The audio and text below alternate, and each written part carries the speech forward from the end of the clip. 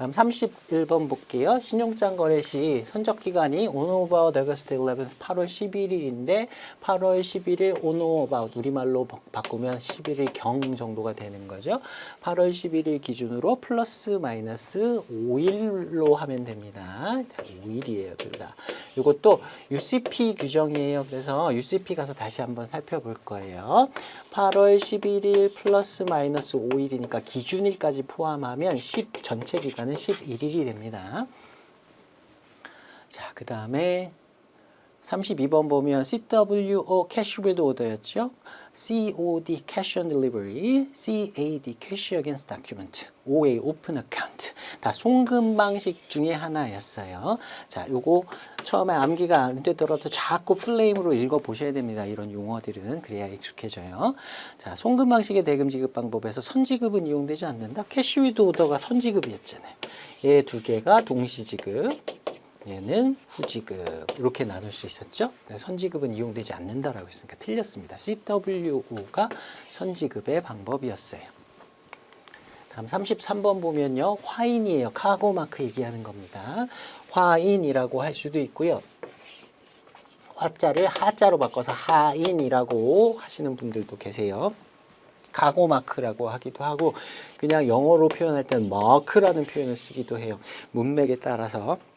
하인이라고 써 있어도 또는 그냥 마크라고만 돼 있어도 화인을 의미하는 것이구나라고 캐치하실 수 있게 될 거예요. 나중에 계속 기출문제 풀시다 보면.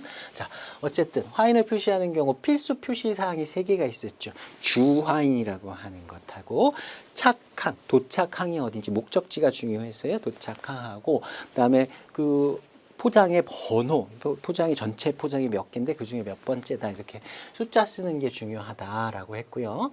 중요 화인의 표시가 누락된 화물을 노마크하고 무인 화물이다라고 얘기했었습니다. 그래서 이렇게 살펴보시고 이건 누가 정한 건지는 사실 모르겠는데 이론서들에 다 이렇게 되어 있고요. 시험에도 이렇게 출제가 되니까 기억해 두시기 바랍니다. 자, 그 다음에 34번 보시면 본인 대 본인 거래인지 한쪽은 본인인데 한쪽 계약 체결하는 사람 대리인이 와서 계약을 했네. 뭐 이런 식의 누가 그 계약서를 작성할 때의 주체가 누구인지 등을 기재하는 걸 우리가 privity clause라고 했었습니다. 조항의 제목들 좀 살펴보셔야 돼요. 자, 그다음에 35번 보면요. entire agreement clause 완전 합의 조항이죠. 해당 조항을 담고 있는 계약서가 유일한 합의서다. 그 이전에 모든 합의사항, 그때까지 해당 계약서를 쓰기까지 여러 가지 합의사항이 있었다 하더라도 아이고 너무 복잡한 것 같으니까 우리 정리 한번 하자. 딱 이전 거는 다 무효로 하고 이 entire agreement clause가 들어있는 계약서만이 당사자 간에 합의사항이다. 그 이외에는 무시하겠다. 효력이 없다라고 당사자 간에 약정하는 조항이죠. 이걸 완전 합의 조항이라고 했었습니다. 자, 35번 괜찮고요. 그다음에 36번 보면 무엇이란 계약 체결의 기초가 되었던 사정이 근본적으로 사정이 변경됐어요.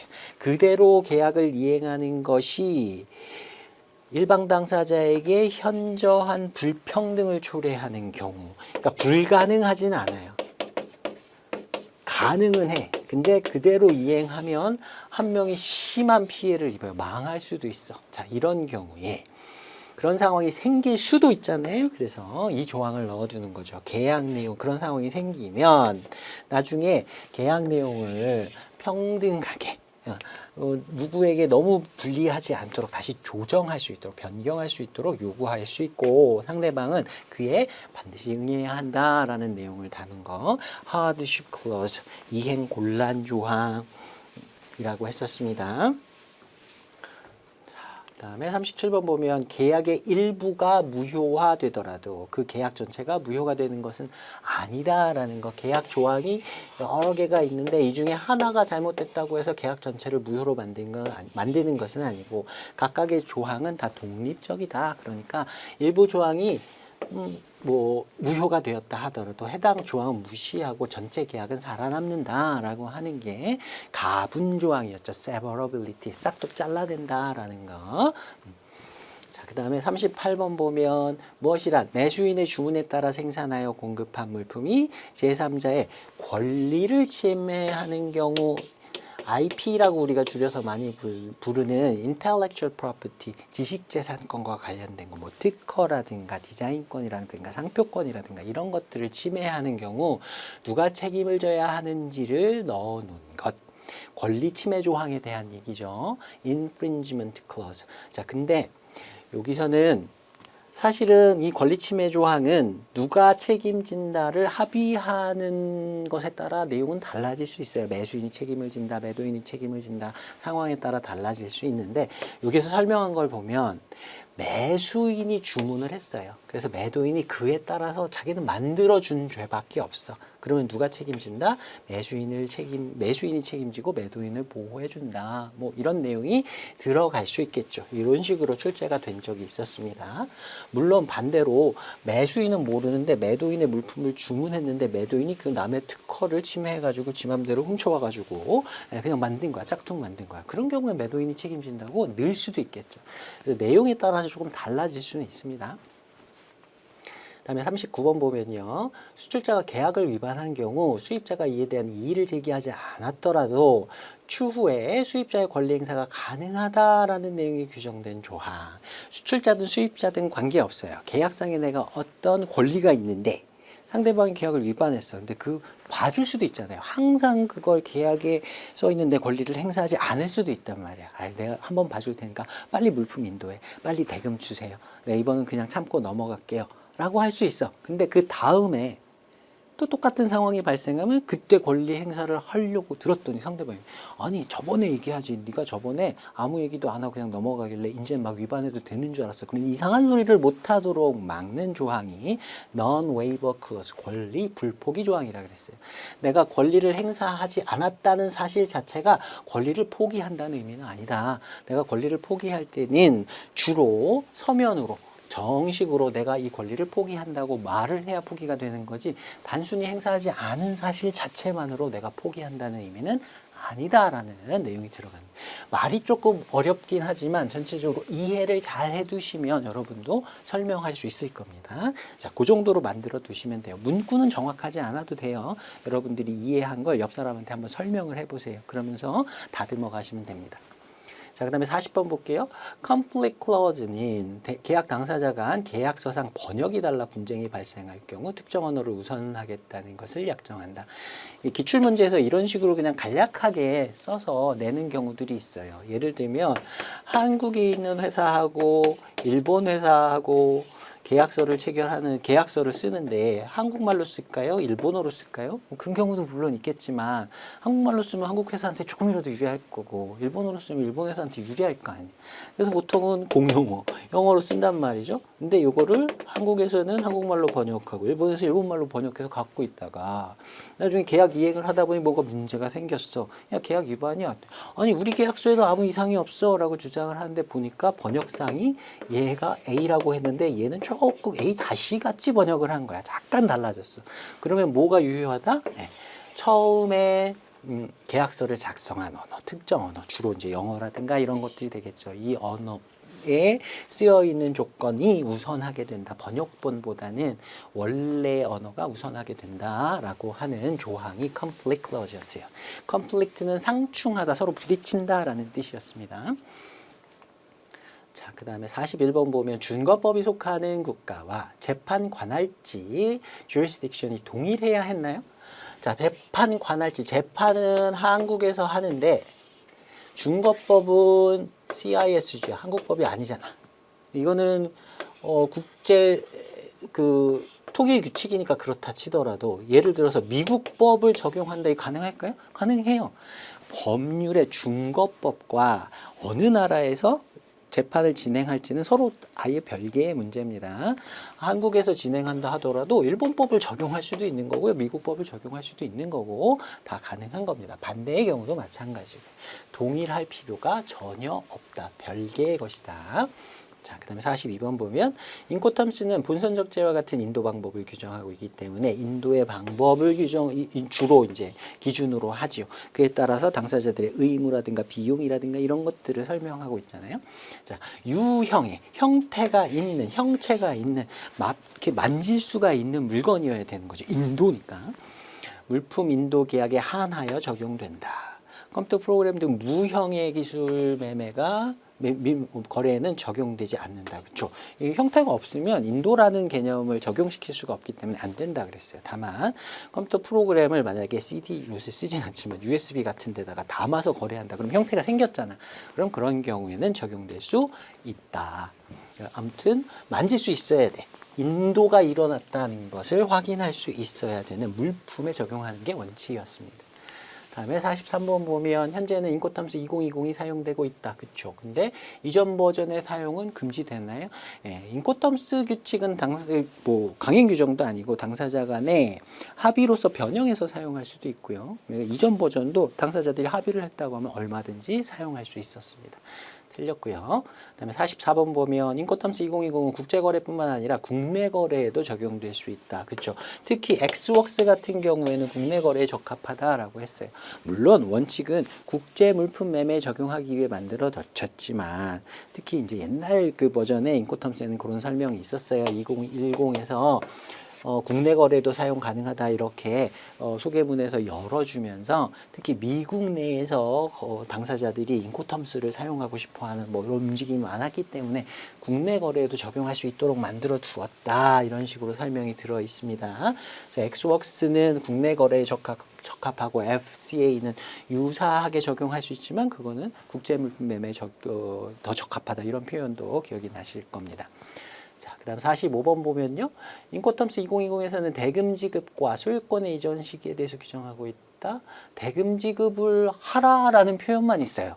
언제, 얼마를, 어떤 방법으로 해라 얘기 없고요. 소유권의 이전에 대해서도 전혀 다루고 있지 않았습니다. 국제규칙에서는 소유권은 다루지 않는다는 게 항상 답이에요. 자, 그 다음에 46번에 보면 엑스웍스 조건에서 매도인은 자신의 영업장 또는 그 밖의 장소, 그 밖의 장소일 수도 있는 건데 주로 이제 매도인의 영업소가 위치한 장소에서 인도하는 걸 주로 조건으로 사용을 하죠. 매수인이 지정한 운송인의 운송 차량, 그렇죠? 매수인이 매도인의 영업소에다가 픽업 차량을 보낸다. 그러면 운송 차량의 물품을 적재해 줘야 되냐? 아니다. 그 운송인의 처분, 매수인의 처분에 두면 된다. 이거 가져가시면 됩니다. 라고 구분만 해주면 된다 그랬어요. 적재할 의무는 없다. 아무것도 아닌 것 같지만 적재하여야 하는지 양하하여야 하는지 이런 문제 자주 나옵니다. 다음에 47번 보면 FCA 조건에서 인도 장소가 매도인의 영업소일 수도 있고요. 그 이외의 장소일 수도 있는 거죠. 자, 만약에 매도인의 영업소가 인도 장소라고 하면 매도인은 수출 통관을 이행하여야 한다. 이게 엑스웍스랑 다른 점이죠. 똑같이 매도인의 영업소 A라는 주소에 영업소에서 인도를 한다 하더라도 엑스웍스에서는 수출 통관할 필요가 없었는데 FCA에서는 수출 통관을 해줬어야 돼요. 자, 그 다음에 매수인이 지정한 운송인의 집하용 차량에 물품을 적재할 의무가 있다. 엑스웍스에서는 적재 안 해줘도 되는데 FCA로 여기서 인도하기로 했다라고 하면 그 차량에 적재는 해주도록 되어 있었습니다. 자, 그래서 이거는 47번 틀린 게 없고요. 그 다음에 48번 보면 FAS Free Alongside Ship이었습니다. 선측 인도 조건이에요. 자, 벌크 카고의 거래에 주로 사용된다. 해상 운송 전용 조건 4가지가 주로 벌크 카고에 사용된다. 컨테이너 운송에는 적합하지 않다라고 했어요. 자, 매도인은 본선이 외항에 정박하고 있을 때 본선이 있는 곳까지 부선료를 부담할 필요가 없다. 외항이라는 건 배는 보통 이렇게 부두에 딱 와서 붙어 있어야 물품을 싣고 내릴 텐데 어떤 사정에 의해서 저기 바깥에 뭐 몇백 미터 떨어진 곳에 배가 위치하고 있어. 근데 FAS면 물품이 선측에 와야 되잖아요. 그래서 부선이라고 하는 요 근거리를 다니는 뗏목 같이 생긴 선박이나 작은 선박에 물품을 실어서 여기까지 선측에 놓일 때까지 매도인이 비용과 위험 부담을 해야 되는 조건이었죠. 그래서 외항에 정박하고 있을 때 본선이 있는 곳까지 가서 FAS, 선측이 될 때까지 부선료는 누가 부담한다? 매도인이 부담한다. 자, 그다음 49번 보면 인코텀스 2020에서 위험 부담과 비용 부담의 분기점이 서로 다른 조건은 몇 개냐 물었어요. 자, 만약에 인코텀스 조건 뒤에 어떤 장소가 써 있다. 그 장소에서 일반적으로 인도가 이루어지고 인도가 이루어지면 위험도 이전하죠. 그 다음에 그 장소에서 비용도 이전하는 게 일반적인데 예외는 C규칙 여기 밑에 있네요. 4개. 얘만 그 써있는 장소는 C규칙에서의 장소는 목적지의 장소고 여기까지 운송계약 또는 보험계약까지 체결해줘야 되는 비용의 분기점이 되고 인도가 이루어지는 장소는 C규칙에서는 나타나지 않는다 그랬어요. 그래서 위험부담과 비용부담의 분기점이 서로 다른 조건 물어보면 C규칙을 생각하셔야 됩니다. C규칙은 4가지 있었고요. 자, 그 다음에 50번에 보면 인코텀스 2020은 CFR, CIF, CPT, CIP와 같은 C 조건을 제외한 나머지 조건에서는 비용 부담의 분기점을 위험 부담의 분기점과 동일하게 규정하고 있다. 그 장소에서 인도가 이루어지면 위험도 이전되고 비용도 이전되는 게 맞다. 근데 C 규칙만 예외다. 4가지. 자, 49번, 50번은 같은 문제라고 보시면 되겠습니다. 그다음에 51번 보면 CPT, CIP 조건에서 매도인은 물품이 목적지에 도착한 때 그 인도 의무를 다한 것으로 본다.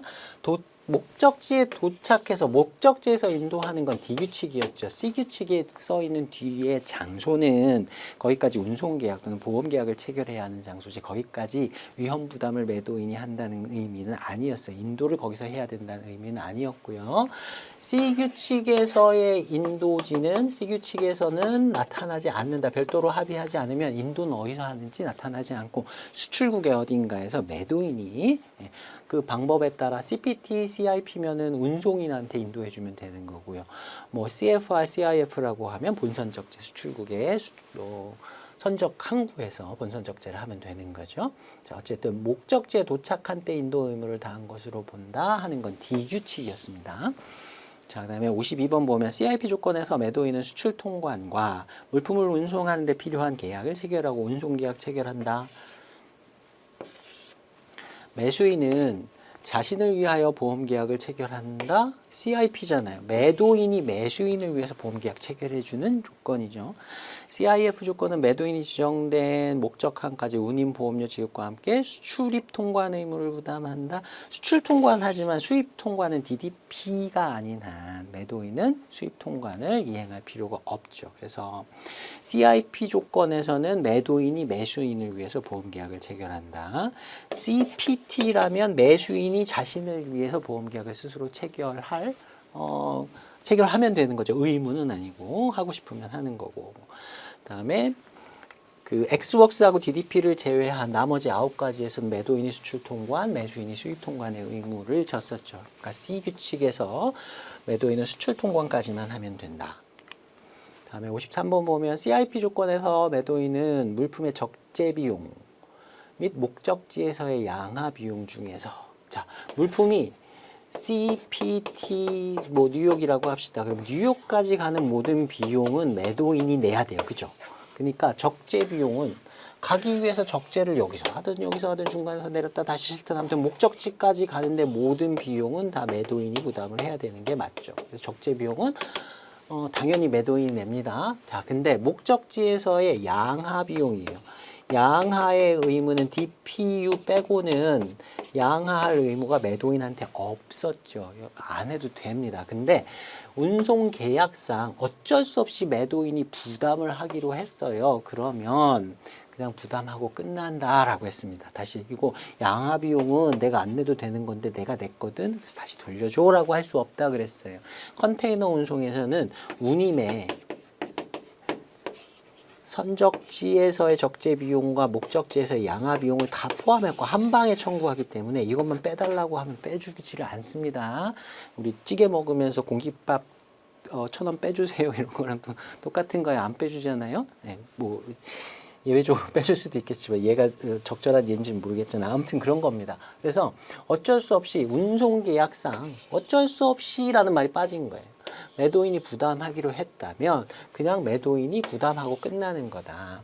자, 그리고 위험 이전 시점은 FOB와 동일할까요? CIP니까 수출국의 어딘가에서 운송인에게 물품 인도하면 끝나잖아요. 그러니까 FOB는 선적이니까. 다르죠. FCA라고 바꾸면 동일하게 되겠죠. 그리고 아까 말씀드린 대로 매도인이 양화 비용을 어쨌든 냈다면 매수인에게 돌려달라고 요구할 수 없다라고 한 게 C규칙 4개 하고 D규칙 중에서 DPU는 양화 비용을 매도인이 지불해야 되니까 DPU 빼고 2개 해서 6가지의 요 내용들이 나온다라고 했었습니다. 외우지 마시고 잘 이해해 보시면 될 거예요. 매도인이 운송계약을 체결하는데 양화 비용까지 지불할 필요가 없는 조건에서 요 표현이 나온다. 다음에 54번 보시면 DAP 조건에서는 매도인이 수입 통관의 의무를 부담하네. 수입 통관을 매도인이 수입 통관까지 다 해줘야 되는 수입국에서 하는 건 DDP였습니다. 관세 납부 의무 있는 건 DAP가 아니라 DDP 조건이었어요.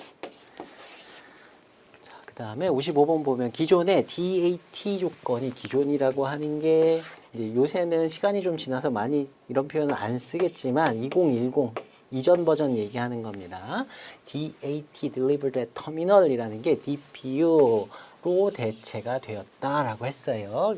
2020에서 달라진 점에서 우리 봤었습니다. 도착지에서 물품이 운송수단으로부터 양화된 상태로 매수인의 처분하에 놓인 때에 매도인이 인도한 것으로 보는 것에는 차이가 없다. 내용은 똑같은데 그냥 이름만 이렇게 바뀌었다라고 얘기했었습니다. 자, 괜찮고요. 56번 보면 DPU는 매도인에게 목적지에서의 물품 양화 의무를 부여하는 유일한 인코텀스 규칙이다. 맞습니다. DPU만 양화하도록 한다. FAS 있잖아요. 선측 인도 조건이니까 여기다 양화해야 되는 거 아닌가요? 맞아요. 맞는데 양화해서 인도하여야 한다라는 말은 없어요. 여기에다가 차량 위에 실려 있어도 상관없는 거예요. 그냥 선측에만 놓이면 되는 거예요. 그래서 시험 보실 때 특히 양화 의무를 부여하는 인코텀스 조건은 DPU 한 개뿐이다라고 하면 맞는 겁니다. 그렇게 이해하셔야 돼요. 자, 그 다음에 57번 보면 DDP 조건은 매도인이 매수인을 위해서 보험계약을 체결해야 될 의무가 있나? 매도인이 매수인을 위해서 보험계약 체결해야 되는 건 CIF, CIP 뿐이었잖아요. 만약에 매도인이 보험계약을 체결한다면 그건 스스로 자기가 자기를 위해서 운송 중의 위험을 D규칙에서는 매도인이 부담하니까 체결을 하는 거고 의무는 없습니다. 자, 매도인의 위험과 비용 부담이 가장 높다? 그 말은 맞죠. 매도인이 목적지에서 인도를 하면서 수입 통관까지 다 해줘야 되니까 11가지 규칙 중에서 매도인의 의무가 가장 큰 거. 그에 따라서 물품 가격도 또 동일한 물품이라면 엑스웍스 가격이 제일 쌀 거고요. DDP 가격이 제일 비싸게 견적을 하게 되겠죠.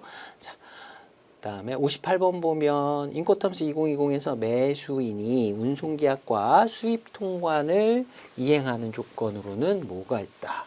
자, 엑스웍스는 매수인이 수출입 통관 다 하고 DDP는 매도인이 수출입 통관 다 하고 나머지는 매도인이 수출 통관, 매수인이 수입 통관이었어요. 자, 그 통관은 그렇고요. 운송계약은 EF의 경우에는 매수인이 운송계약 체결하는 거고 C하고 D는 매도인이 운송계약 체결하는 거였어요. 이렇게 분리해서 하나씩 해보시기 바랍니다.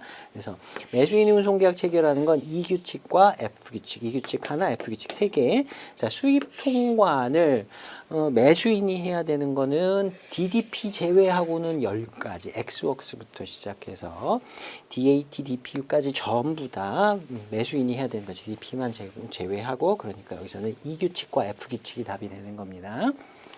자, 그 다음에 59번 보면 매도인이 수출 통관을 이행하고 운송계약을 체결해야 되는 조건들. 앞에 문제하고 58번 문제하고 동일하게 한번 발라내 보세요. 매도인이 수출 통관을 해야 되는 건 엑스웍스는 매수인이니까 그 빼고 모두예요. 10개예요. 그 다음에 매도인이 운송계약 체결하는 거 C규칙과 D규칙입니다. 자, 그러니까 이 중에서 뭐가 빠져야 될까요? FOB 빠지면 되겠죠. C규칙하고 D규칙, 이게 4개, 3개 이렇게 보시면 되겠습니다. DDP의 경우에도 매도인이 수출 통관도 하고 수입 통관도 해야 되니까 매도인이 수출 통관하는 거에 들어가는 거예요. 엑스웍스만 빼고. 자, 그 다음에 60번 보면 엑스웍스 조건에서 매수인은 수출국에 의해 강제되는 것을 포함해서 강제적인 선적전 검사, 프리슈먼트 인스펙션, 강제적인 선적전 검사는 수출입 통관 의무하고 동일하게 가면 된다. 그래서 수출국에서 강제되는 것을 포함해서 부담해야 된다라고 하면 매수인이 엑소스 조건에서는 수출 통관해야 되니까 이것도 역시 매수인의 의무다라고 봐야 됩니다. 강제적인 PSI는 통관의 의무하고 동일하게 가시면 됩니다. 다음에 61번 보면 인코텀스 2020 정형거래 조건 중 매수인이 위험 및 비용 부담 측면에서 최소 의무. 누구 입장에서? 매수인 입장에서 최소. 그러면 매도인 입장에서 최대 DDP를 얘기하는 겁니다. 자, 62번 보면 FOB 조건의 매매 계약인 경우 운송서류의 운임 부담과 관련해서 운송서류 우리가 아직 공부는 안 했지만 운송서류 상에 프레이트 뭐라고 써야 될까요? F 규칙이니까 매수인이 운송계약 체결하고 운임을 지불하잖아요. 그러니까 수출국에서 매도인이 운임을 지불할 필요가 없죠. 그러면 뭐라고 써져 있겠어요? 운임 후불이라고 쓰겠지. 그러니까 collect 또는 payable 이렇게 써 있는 걸 요구하게 될 겁니다. C 규칙이나 D 규칙 같은 경우에는 prepaid를 요구하겠죠. 매도인이 운임을 지불해야 되니까.